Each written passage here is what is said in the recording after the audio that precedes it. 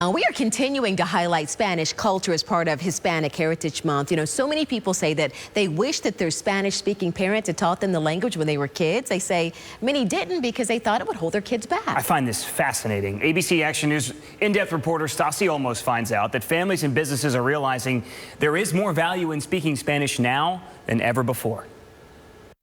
Mi nombre es Michelle Gilbert y vivo en Tampa, Florida.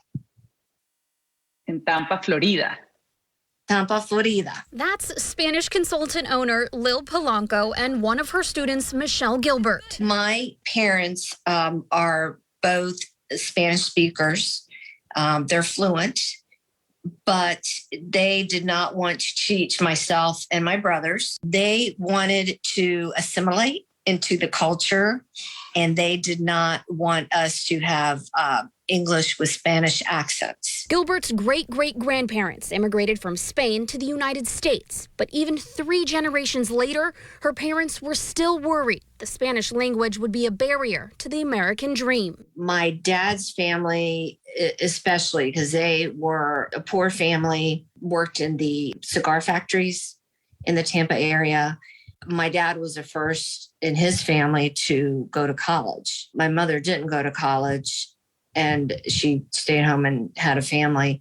Yeah, I think a lot of it was the American dream. You know, you want to assimilate. But times are changing. Polanco says her clients used to want to learn Spanish to travel, but now they need it to go to work. I think the largest need is for professionals who are working in the United States and they need to be bilingual to do their job here in the United States. That's the biggest difference I've noticed. It's not uncommon to call a business now and hear this.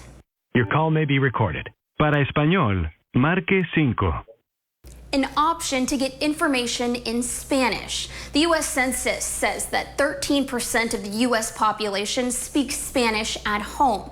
That makes us the second largest country for Spanish speakers, following Mexico. That percent of Spanish speakers nearly doubles in Florida and triples in Miami. Spanish has long been marginalized as a foreign language in the United States, and you see that for example, in the way that it's relegated to foreign language departments in schools and in universities and colleges, when in fact it's, you know, by any measure, a native language of the United States. USF anthropology professor Heidi Castaneda says the American dream is now bilingual. I think that the time is now for us to foster bilingual communities. I think, especially here in Florida, where in many communities, more than half of the population speaks Spanish at home. It makes sense to foster those skills and not to insist that students or families or young adults only speak English. For Gilbert, learning Spanish is both personal and professional. As an attorney in Tampa Bay, I probably have 25% plus client base that are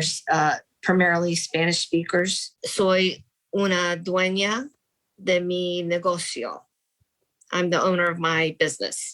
Experts predict America's future could sound a little diferente, with 1 in 3 Americans speaking Spanish by 2050. Reporting in Tampa, I'm Stasi Olmos, ABC Action News. Spanish Consultants is based in Tampa, and owner Lyle Polanco says they get clients from all professions, including doctors and public school teachers. One of her biggest pieces of advice is to try an immersion technique. She says you can create that by reading and listening to TV and radio in Spanish, trying to think in Spanish, and of course, talking one-on-one with a tutor on their staff or other Spanish speakers. She says those who might have grown up around it but don't speak it will pick it up much easier than you think. The great thing about learning Spanish with a tutor right now is everything is done online on video calls, so of course you can do it right at home.